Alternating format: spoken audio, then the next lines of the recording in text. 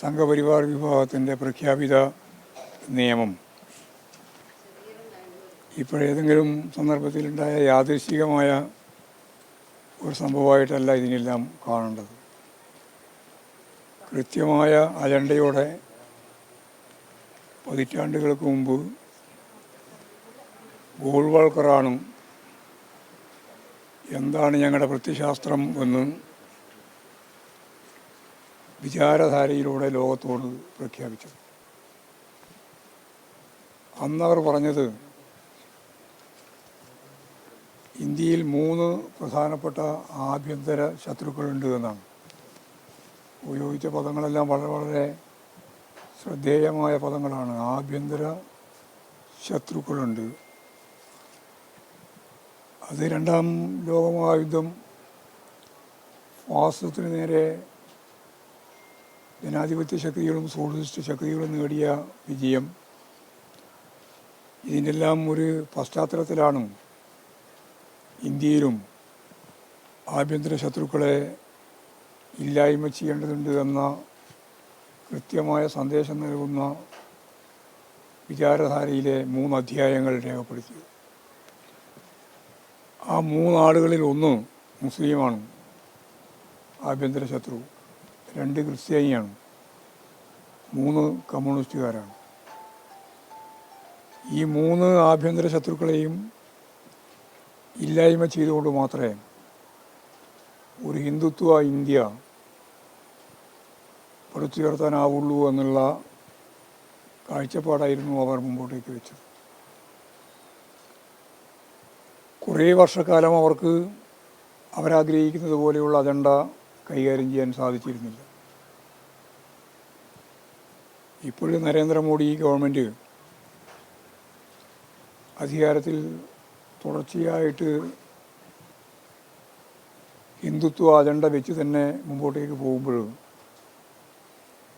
ഈ ആഭ്യന്തര ശത്രുക്കളെ ഇല്ലായ്മ ചെയ്യുക, നിഗ്രഹിക്കുക എന്നതൊരു അജണ്ടയായിട്ട് കൈകാര്യം ചെയ്യുകയാണ്.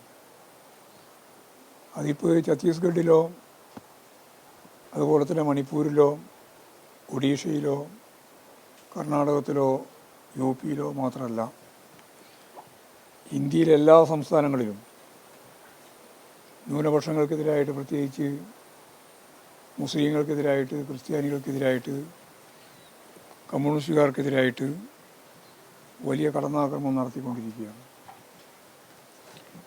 എല്ലാം പറഞ്ഞുകൊണ്ടിരിക്കുന്നത് രാജ്യസ്നേഹത്തെ അടിസ്ഥാനപ്പെടുത്തിയിട്ടാണെന്നാണ്. രാജ്യത്തെ സ്നേഹത്തിൻ്റെ കുത്തകാവകാശം RSSനാണെന്നാണ്, സംഘപരിവാറിനാണെന്നാണ് അവർ വ്യാഖ്യാനിക്കുന്നത്. ദേശീയ സ്വാതന്ത്ര്യ പ്രസ്ഥാനത്തിൻ്റെ ഭാഗമായിട്ട് ഒരു കാര്യവും നിർവഹിക്കാത്ത, ദേശീയ സ്വാതന്ത്ര്യത്തിന് വേണ്ടിയിട്ട് ഒരു ശ്രമവും നടത്തിയില്ല എന്ന് മാത്രമല്ല, ബ്രിട്ടീഷുകാർക്ക് പൂർണ്ണമായി പിന്തുണ നൽകിയ ഒരു പ്രസ്ഥാനമാണ് ഈ സംഘപരിവാർ RSS വിഭാഗം. അവരിപ്പോൾ ദേശസ്നേഹത്തിൻ്റെ പേരും പറഞ്ഞുകൊണ്ട് കന്യാസ്ത്രീകളെ ഉൾപ്പെടെ ജയിലിലടക്കാൻ വേണ്ടിയിട്ടാണ്. മതപരിവർത്തനത്തിൻ്റെ മുദ്രാവാക്യമാണ് അവർ പറഞ്ഞുകൊണ്ടിരുന്നത്. അതിന് പുറമെ ഇപ്പോൾ മനുഷ്യക്കടത്ത് എന്ന പുതിയ മുദ്രാവാക്യവും ഒപ്പം രാജ്യദ്രോഹപരമായ നിലപാട് സ്വീകരിക്കുന്നു എന്നുള്ള കള്ളപ്രചാരവേലി നടത്തുകയാണ്. എന്ത് നെറികെട്ട പ്രചരണവും നടത്തി ന്യൂനപക്ഷങ്ങൾക്കെതിരായിട്ട് കടന്നാക്രമണം നടത്താൻ കച്ചകെട്ടി ഇറങ്ങി പുറപ്പെട്ടിരിക്കുകയാണ് കേന്ദ്ര ഗവൺമെൻറ്റും BJP ഭരിക്കുന്ന ഛത്തീസ്ഗഡ് ഉൾപ്പെടെയുള്ള മുഖ്യമന്ത്രിമാരും. മുഖ്യമന്ത്രിയുടെ തന്നെ സ്റ്റേറ്റ്മെൻറ്റ് നമുക്ക് ലോകത്തെ അത്ഭുതപ്പെടുത്തുന്നതാണ്. കാരണം രാഷ്ട്രവിരുദ്ധമായ നിലപാട് സ്വീകരിക്കുന്നു, അതേപോലെ തന്നെ തട്ടിക്കൊണ്ടുപോകൽ ഉൾപ്പെടെയുള്ള നിലപാട്, മനുഷ്യ കടത്തുൾപ്പെടെ നടത്തുന്നു, മതപരിവർത്തനവും നടത്തുന്നു. ഇതൊന്നും പറയുന്നതിന് യാതൊരു തരത്തിലുള്ള മടിയും ഒരു മുഖ്യമന്ത്രി പ്രകടിപ്പിക്കുന്നില്ല. മുഖ്യമന്ത്രിയുടെ സ്റ്റേറ്റ്മെൻറ്റാണ് ഞാൻ ഈ പറയുന്നത്. ഇതെല്ലാം പോലീസോ അതുപോലെ തന്നെ അന്വേഷണ ഉദ്യോഗസ്ഥരോ പറയേണ്ട കാര്യം യഥാർത്ഥത്തിൽ ഗവൺമെൻറ് തന്നെ വ്യക്തമാക്കുന്നു എന്ന് വന്നാൽ അതിൻ്റെ കൃത്യമായിട്ടുള്ള അവരുടെ നിലപാടെന്താണ് എന്ന് രാജ്യത്തോട് വിശദീകരിക്കുകയാണ്. ഇതുപോലുള്ള നിരവധി കേസുകളിൽ നിരവധി ആളുകളെയാണ് കൊന്നത്. ഞാൻ ഒഡീഷയിലൊക്കെ ഉണ്ടായിട്ടുള്ള ഫാദറെയും മക്കളെയും കൊന്ന കാര്യം ഞാൻ പറയേണ്ട കാര്യമില്ല. ഇന്ത്യയുടെ വിവിധ മേഖലയിൽ കൊല്ലുകയാണ്. ഇതെല്ലാം പറഞ്ഞുകൊണ്ടിരിക്കുന്നത് മതത്തിൻ്റെ പേരിലാണ്, മതസ്പർദ്ധ ഉണ്ടാക്കാൻ വേണ്ടിയിട്ടാണ്. വർഗീയ ധ്രുവീകരണത്തിന് വേണ്ടിയിട്ടാണ്. അങ്ങനെ വർഗീയ ധ്രുവീകരണത്തിൻ്റെയും രാജ്യസ്നേഹപരമായിട്ടുള്ള ഉള്ളടക്കത്തെ വിശദീകരിച്ചുകൊണ്ട് ആരെയും രാജ്യദ്രോഹിയാക്കാനുള്ള നിലപാടാണ് സ്വീകരിച്ചുകൊണ്ടിരിക്കുന്നത്. അപ്പോൾ ഇതിനെല്ലാം എതിരായി അതിശക്തിയായ രീതിയിലുള്ള ജനകീയ പോരാട്ടം മതനിരപേക്ഷതയിൽ ഊന്നി നിൽക്കുന്ന മുഴുവൻ ആളുകളും നടത്തിയേ പറ്റൂ. ഇപ്പോൾ കേരളത്തിലെ ക്രിസ്തീയ സഭകളിൽ ചിലർ ഇതിനകം തന്നെ പല കാരണങ്ങൾ കൊണ്ട് ഭയപ്പെടുത്തി ഉൾപ്പെടെയാണ് പല കാരണങ്ങൾ കൊണ്ട് RSSനും BJPക്കും അനുകൂലമായിട്ട് നിലപാട് സ്വീകരിച്ച സാഹചര്യങ്ങൾ രൂപപ്പെട്ടു വന്നിട്ടുണ്ട്. അതൊക്കെ അവരെ യഥാർത്ഥത്തിൽ ഇന്നത്തെ പരിസ്ഥിതിയിൽ 1000 പ്രാവശ്യം ചിന്തിക്കേണ്ടതാണ്. ഇതെല്ലാം പുകമറ സൃഷ്ടിക്കാൻ വേണ്ടിയുള്ള ബോധപൂർവമായ ഒരു പ്രവർത്തനം മാത്രമാണ്. മറിച്ച് അവൻ്റെ ഉള്ളിൽ ഈ ന്യൂനപക്ഷ വേട്ടയാണ് അജണ്ട.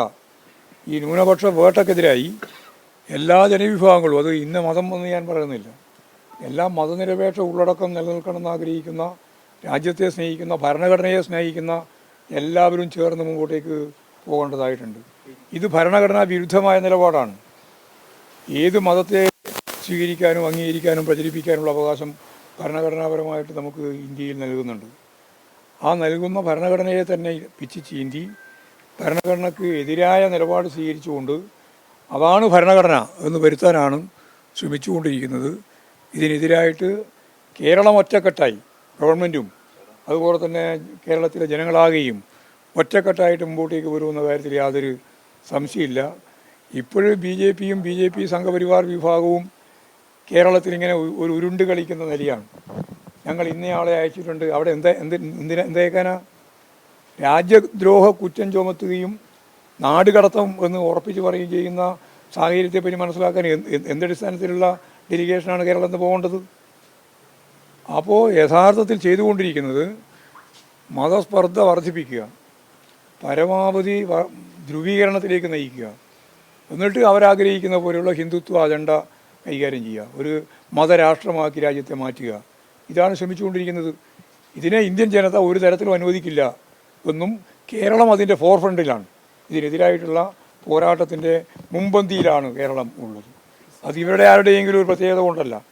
കേരളത്തിലെ മതനിരപേക്ഷ ഉള്ളടക്കത്തെ കൃത്യമായിട്ട് അടയാളപ്പെടുത്തി മുന്നോട്ടേക്ക് പോകുന്ന ഇടതുപക്ഷത്തിൻ്റെ ശരിയായ നിലപാട് കൊണ്ട് തന്നെയാണ്. ആ നിലപാട് ഇനിയും തുടർന്ന് മുമ്പോട്ടേക്ക് തന്നെ പോകും.